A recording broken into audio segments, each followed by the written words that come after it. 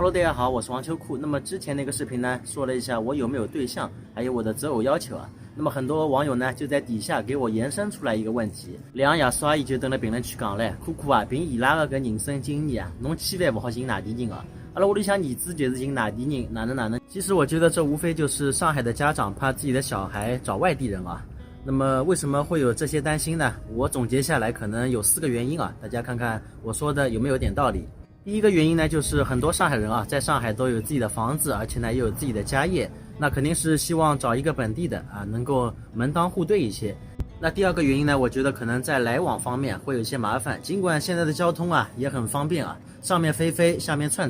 但是很多上海家长还是会担心啊，如果女方或者男方是很远的一个地方的话，可能回去探亲或者返回的时候啊，时间上面会耽搁很多，手续上也比较麻烦啊，毕竟现在这个特殊时期还要隔离啊什么的。然后呢，再加上如果有小孩之后啊，这个小孩是交给外婆管呢，还是交给奶奶管呢？啊，两边离得这么远，感觉也会产生一定的纠纷。就好比我有个朋友，伊拉老婆是广东的，搿小人呢，如果讲是送过去广东一趟呢，可能半年就看不着了。那么外婆太太呢，可能搿方面啊，也是关系搞得蛮僵的。当然如果讲侬生的是双胞胎或者是龙凤胎的时候呢，一比一个，那也就还好一些。那第三个就是文化差异上面啊，那如果是找了这个外地的之后呢，可能很多上海家长会担心这个饮食习惯，还有思想习惯，还有这个行为风俗上面啊，可能会有些差异。那么如果没谈拢的话，可能最后崩掉啊。那你像这个譬如说彩礼啊，那我们上海呢好像是没有彩礼的，那很多外地的这个彩礼啊，可能到最后谈不拢啊，一段感情崩掉也是会有这种事情发生。你好比在吃的方面啊，像我们上海人呢，可能吃甜的多一点，吃浓油赤酱多一点，那可能很多外地的朋友啊就吃不习惯，觉得我们吃的太甜。那很多外地朋友呢，可能吃辣比较厉害，还有的外地朋友呢，可能喜欢每顿饭啊都要吃2只大蒜头，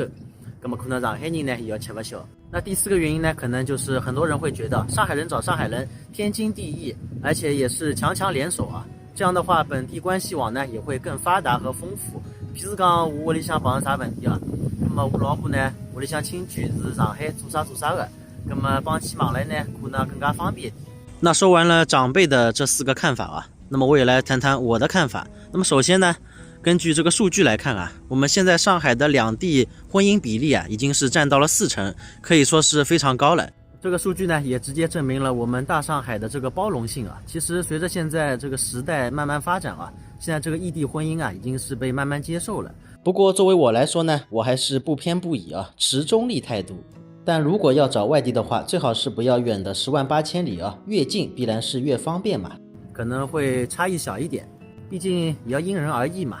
哪里都会有不成功的婚姻。反正我觉得呢，还是尊重这些人的选择吧。毕竟有的时候爱情热浪来袭的时候呢，你是浇灭不了他这种内心的冲动的。反正我总结下来呢，就是说上海人找上海人结婚啊，天经地义。但是如果说要找外地人的话呢，也不是不可以啊，但是一定要找合适你的那一位。毕竟呢，我觉得双方可以同居一段时间，并且在生活习惯啊，还有其他的一些习性方面都同步了之后，双方都冷静下来了，那么这个时候呢，再考虑要不要结婚啊，我觉得这样呢可能是比较理智一点的。那不知道大家觉得我说的对不对呢？好了，那么今天呢，先和大家聊到这里啊，大家也可以在评论区和我讨论一下今天这个上海人找外地人结婚的这个话题。那么喜欢秋裤的也可以点关注，点个转发，我们下个视频再见吧，大家再会。